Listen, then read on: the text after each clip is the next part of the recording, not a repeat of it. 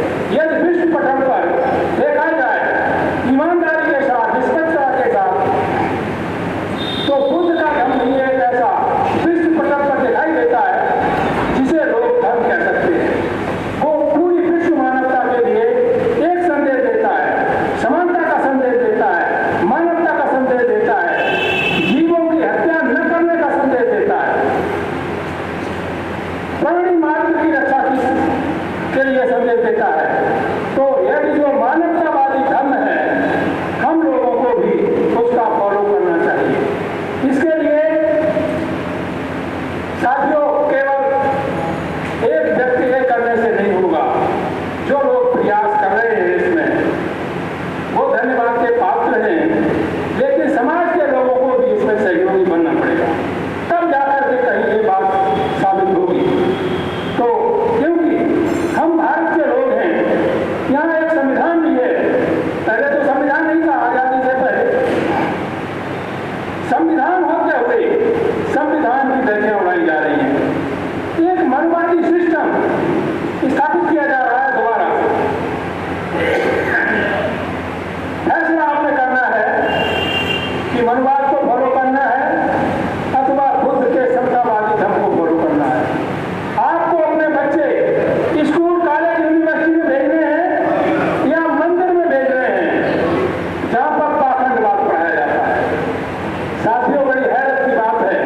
हालांकि मेरा उद्देश्य नहीं, मैं किसी की आलोचना नहीं करता, लेकिन सच्चाई कहने से डरता भी नहीं।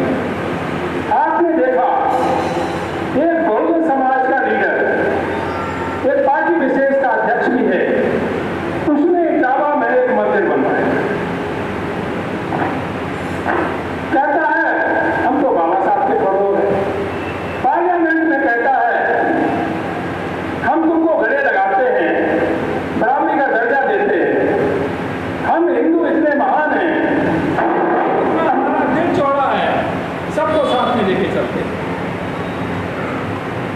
आप मेरे वेदों को नहीं मानते,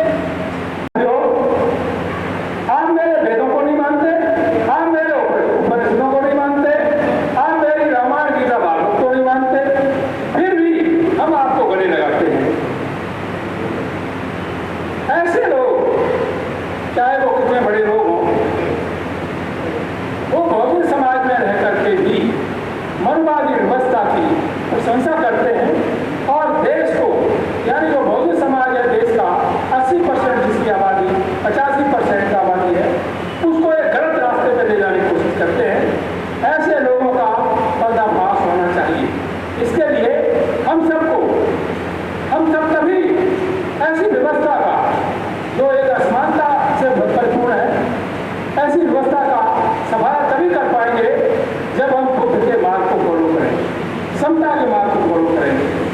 साथियों, आज का जो टॉपिक था वो नंबर 1 टॉपिक यही था कि विश्व में ऐसा कौन सा धर्म है जो विश्व की समस्त मानव जाति को समता का पाठ पढ़ाता हो, एकता का पाठ पढ़ाता हो, विश्व बंधुत्व, विश्व भाईचारे का पाठ पढ़ाता हो, करुणा दया का पाठ पढ़ाता हो। बहुत सारे धर्मों के नाम दिए मैंने, आप भी जानते हैं, लेकिन सच्चाई